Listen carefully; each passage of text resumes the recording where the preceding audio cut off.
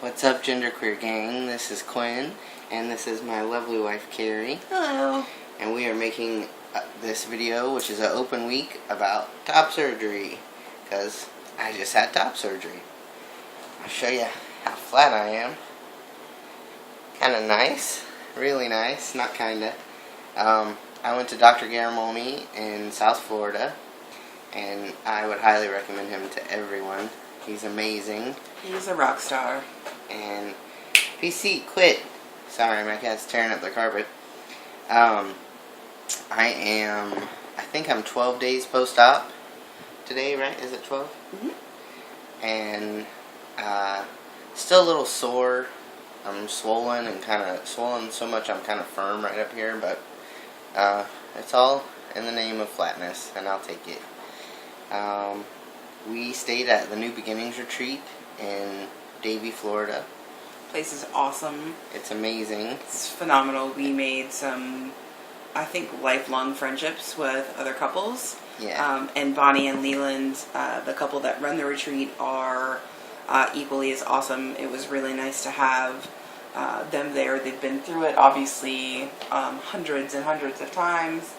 And just to have their medical help also was great. So yeah, it's if you guys don't know, New Beginnings is a retreat for FTMs or anyone under the trans umbrella that are down there having top surgery with Dr. Garamoni.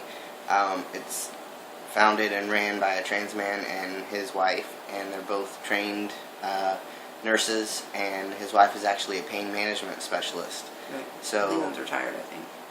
So it was really awesome. We stayed there with 5 other couples, and 2 were from the United States and 2 were from overseas. So it was really nice to get a taste of 3 were from the United States. His math doesn't add up. Yeah, I was on a lot of Vicodin.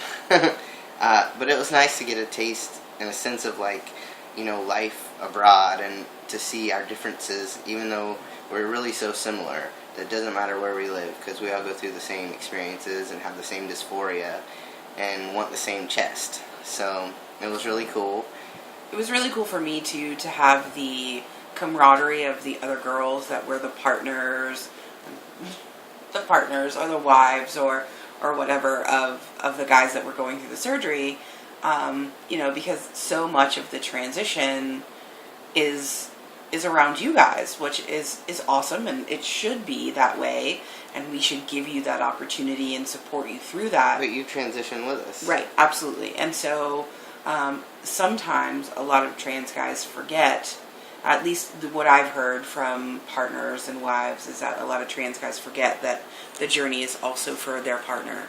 And so it gave us a time to talk as girls, and some really good things came out of that. And so for me it was amazing. Plus one of the other couples that we hung out with most while we were there, the girl liked to cook, and so I like to cook, and so we cooked for our guys. Most of the nights we just took turns, the camera back and forth, and then helped each other cooking. So it was fun. And let me give a big thank you to you. Because I couldn't have gotten through these 2 weeks without her. I mean, she's had to do everything for me. I feel so helpless. I can't, I have limited range of motion. I'm not supposed to live 5 pounds or over. No, and I won't let him do it either. I mean, totally. She won't even let me open a car door. Nope, so totally a labor of love. That's right. So I feel like a princess this week. Well, and you are kind of a princess, but you know what? No, babe, that's not what I want to hear. No. You are always going to be my knight in shining armor, but right now I need you to be a princess, and or a prince. Let's say that. You can be a prince. The reason being is we've waited so long for this surgery. We've put a lot of funds towards the surgery. We put a lot of funds towards going to South Florida and the whole 9 yards. And underneath this, as most of you guys who have seen top surgery videos, there's a lot of cuts and grafts that need to. You want to undo this and we'll show them? Do you really want to? Sure. Okay.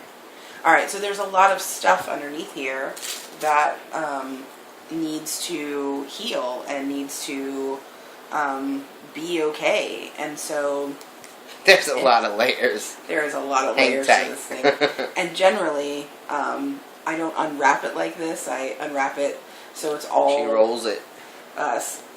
Sanitary, and there's this other side over here. Anyway, I roll it and it's all put together. This is my husband. This is not acceptable. This is not how I would roll it. Anyway. And I just got out of the shower, or I would show you my nipples, but I just put this stuff back on. But as you can see, I'm allergic to most adhesive. So we have moved it to smaller squares up here, because the tape was down here where it's all bright red. Yeah. But the nipple placement, I'm very satisfied with. I'm still swollen under my arms here where the drains were because they did liposuction on the sides. Yeah. So that the incisions wouldn't pucker. But the incision goes all the way to about right there. And yeah, I mean, his tape is coming off. His incision. Yeah, my tape is starting incision to... tape is supposed to fall off a week after, or 2 weeks after surgery, 1 week after your post-op appointment, and it's starting to come off here at the ends. I don't know if that's because of this bandage coming on and off, or just because it's supposed to. It's just supposed to. But I think it's really cool that it looks like I have pecs. I mean, most of that is just swollen, but I feel buff right now. But yeah, so like I was saying, so all of that... Scoot over here, baby. All of that I really want him to take care of. And he has, he's not working right now, and I am, so he is the one who generally takes care of the house and all that kind of stuff. So he lifts all the heavy groceries and, does kitty litter and all sorts of crazy things all the time. And so this now week, she's appreciating what I do. Kitty litter, not my friend.